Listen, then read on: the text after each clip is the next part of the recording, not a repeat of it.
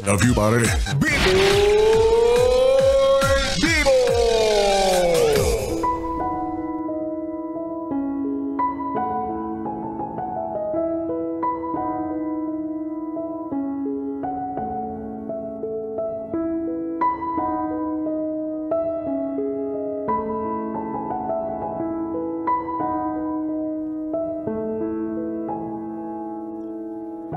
Bibi, nasa relasyon ka ba na pakiramdam mo langit siya at lupa ka?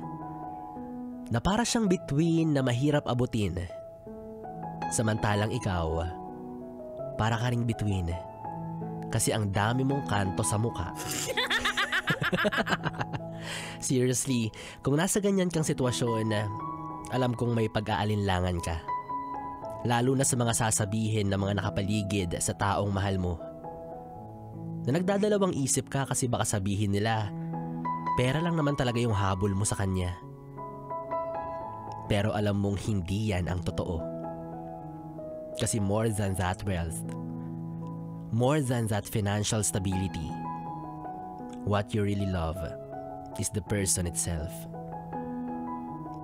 Minahal mo yung pagkatao niya, hindi yung matambok niyang pitaka.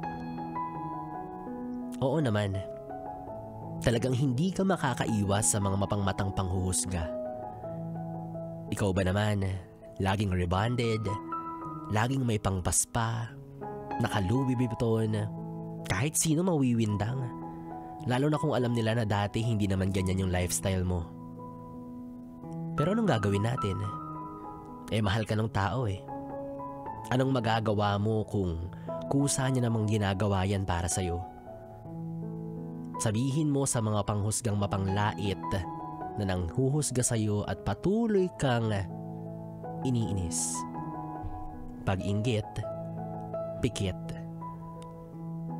Basta Bibi, ang paalala ko lang sa'yo, sana wag kang aabuso.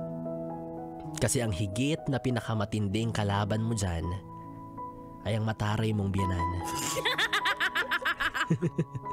At Bibi, basta't siguraduhin mo lang nakasama ako sa mababahagian ng yaman. Yes, friend, kapiling mo pa rin ako, DJ B-Boy Bibo, para sa ating tuloy-tuloy na Bibi Time. Dito pa rin at dito ka lang sa istasyong tanggal limot ang problem, ang 101.1 Yes FM. 101.1 Yes FM.